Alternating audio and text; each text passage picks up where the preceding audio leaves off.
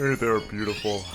I think you're a big catch. Well, I think you're just fishing for compliments. The big catch tackle box. When it comes to platformers, nowadays it feels like they're just baby games. You got Mario, you got Kirby, and you got the occasional indie hit that's freaking awesome.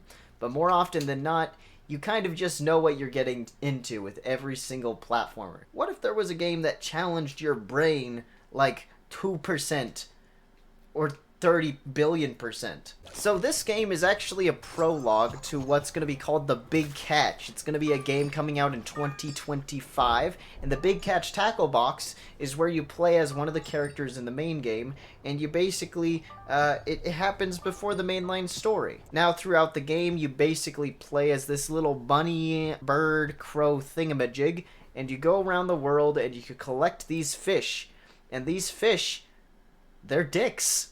They just are. Okay, my little friend, let's go catching.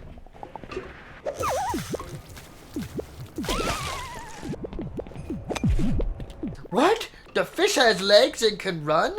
Why is it not just on the land all the time? In this fishing game, they decided to give the fish legs. Throughout the game, you're gonna have to go out and collect these fish, but they'll run from you, even if you get them out of the water. It doesn't matter. I feel like I should clarify. This game's a collectathon, so what you're gonna do throughout the game is you're gonna go around the world and collect all of these fish, all of these coins. It's a super, super fun time. Now, in all seriousness though, this game is incredibly difficult. The platforming in this game is designed exceedingly well, but it does cause a little bit of a flashback feeling to those games, such as Getting Over It and Going Up and such. The reason for that is because when you're going through these platforming challenges, there is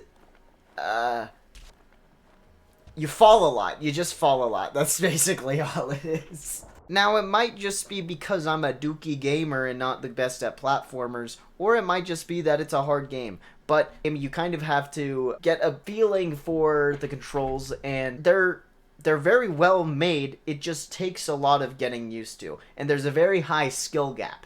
So when playing the game, you start out in this little tutorial zone, and that's where, you get to learn all your techniques and moves. But the tutorial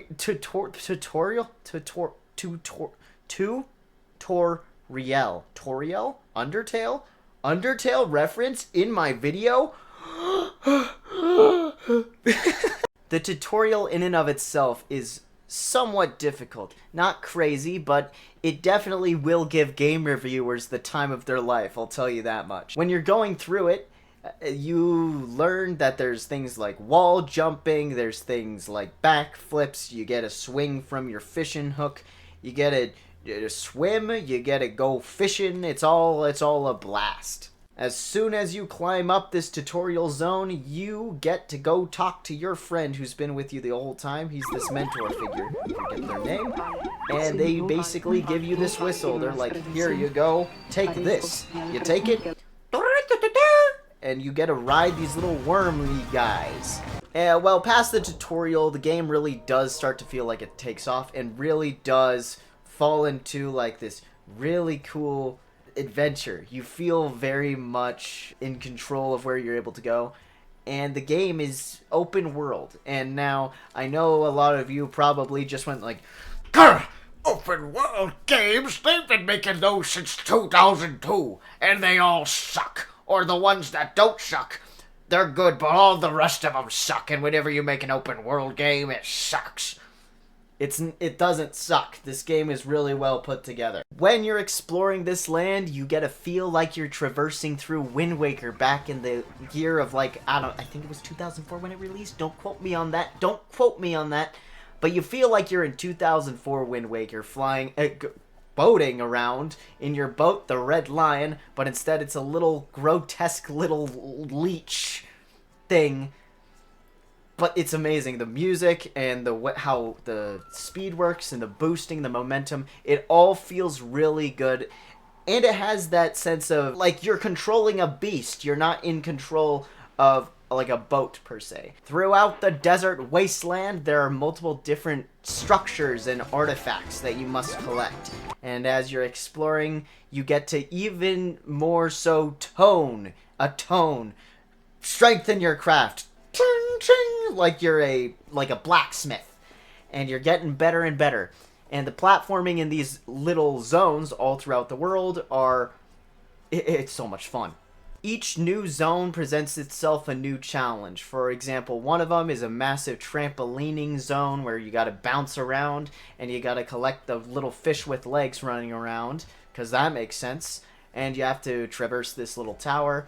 In a whole nother section, there's a zone with a giant, weird bird stock tree thingamajig that throws fireballs at you, and you have to traverse this massive cascading?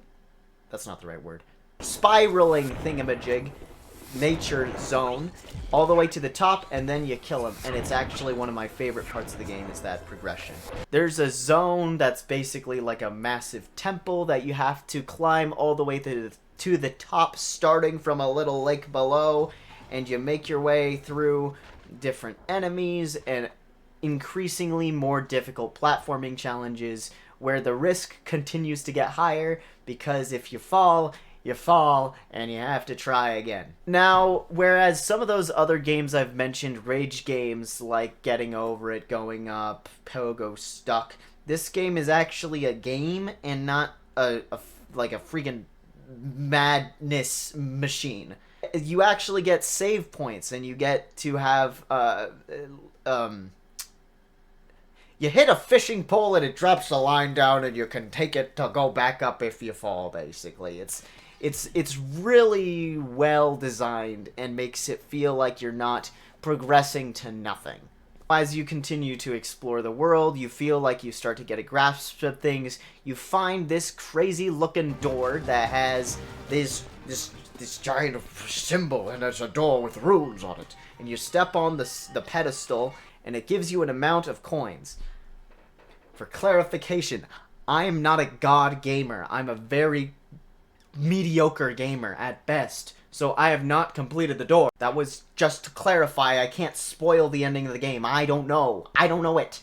Because, actually, this is one gripe I do have, but I can't blame the game myself. It's more my fault with cloud saving shit.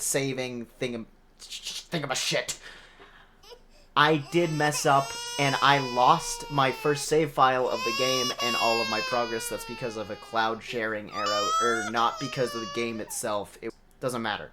Anyways, I don't know the ending of the game, but I do know how you reach the ending of the game. Throughout the game, you have to collect those fishes, and what you do with those fishes is you take them back to your mentor figure that you saw at the tutorial. You waddle on back with your sandworm, and you get over there, and you hand him the fish. He puts them in a basket, and he gives you little doubloons, little coins. Now, with said coins, there is a specific amount of coins in the game. Think back to the door that I mentioned. And that's the amount of coins in the entire game. Now, this is one gripe that I've heard other players have. I've read through the different Steam reviews of the game, and the main gripe with people, from what I could tell, is that the strict amount of coins is how you beat the game. You have to collect all of them. But when it comes to enemies in the game, there's very few and far and few spread all throughout the map. Every enemy that you kill will drop 1 coin or 5 coins, depending on how big the enemy is. And when you kill them, you collect it, and they will never drop it again. Unless you forget to pick it up, in which it will drop it again, like, duh. But where this becomes kind of annoying is that once you get to the final parts of the game, you have to go throughout the entire game and look for these enemies that you missed, in order to collect all of the coins of the game. Now, this isn't a big gripe, and to my knowledge, as of pretty recently, the devs added a feature into the game. I haven't unlocked it because I'm not far enough in the game, I don't think. Because, again, lost my save file. But they added a feature where when you're in the final stages of the game, you can actually locate where the last few coins are using some sort of feature. I don't know what it is. It's a mystery to me. I'm gonna have to figure it out. And I'll let you know when I do. Another one of the main complaints about the game is the platforming, and I mentioned a few times that it's difficult platforming. And I will admit, this game probably is not for everyone, and I feel bad saying that because this game is very clearly, like, there is a ton of love going into this game, and I don't want to talk bad about it in its prologue demo-esque zone before they're releasing it, the main game in 2025, which is when it's coming out. But there is a little bit of truth to it. There is a massive skill gap when it comes to this game, and when you start playing, you will fall over and over and over, and I have fallen an embarrassing amount of times in the tutorial. So much that I stopped recording how many times I fell because I realized it would be boring, and it would be like watching a record player going... It would be boring. But I don't feel like it's a big enough of a complaint to really stop people from playing the game, especially if you're a person who likes rage games. There's a reason I compared it a little bit to a rage game earlier. It's because this, it's difficult. You have to put time into it. But realistically, it feels more like a platforming version of a Souls-like game, where Souls-likes, Elden Ring, Dark Souls, Demon Souls, Soul Licker 3, in all those games, you have to kill enemies, but it takes time. You have to learn their patterns. You have to keep coming back and back and back again to learn what you have to do. Whereas in a lot of rage games, quote-unquote, you have to... Sure, you might need to learn the pattern, but it's less of a set system that you have to learn and more just A little hint of randomness. This game is not a hint of randomness game. You will understand the game, and once you know how to play, it kind of sticks with you. One thing that I have a little perspective on when it comes to that is because I did lose My save file. through the first playthrough, I did have to play through the game again because I wanted to get more footage for the video. And with me doing that, it led me to see how much better I got at the game. And what I immediately noticed is after having played through that the main first playthrough of the game where I got further than halfway, I immediately knew exactly how to play. I understood the platforming, I knew how to make the jumps, I knew the timing, I understood it all correctly, and it felt so good. I don't feel like enough people are talking about how good the platforming feels once you get the hang of it. It feels like you've become God mode, and the electricity in your brain is sparking. It's like, and you're going overdrive, and you're like, Too much power. it feels great. One massively important thing that this game, I think, gets right is the dev team. I want to give a little shout out to you guys out there making the big catch tackle box. You guys are great. You guys have put so much effort into the artistic direction of this game. You guys have put in so much effort into making it feel good and having like a really good environment. You guys placed the platforming correctly for when you start to understand the game. Of course, there's a difficulty curve. I think that could be worked on, but that might be part of the charm of the game. I like it. It's not for everyone, though. I will also say the dev team for this game has been on their feet. They've been up and at 'em, and they've been fixing things that people have noticed have been going wrong with the engine and with the game. When they've been reading the comments on Steam, and they've been like, alright, we're gonna fix this thing. With the game having released on June 8th, they have already released 5 minor patches, and that has been where the community that started with the game has basically been like, guys, the coins don't work. Guys, there's an issue with the sky and stuff. Guys, I can't friggin' find anything.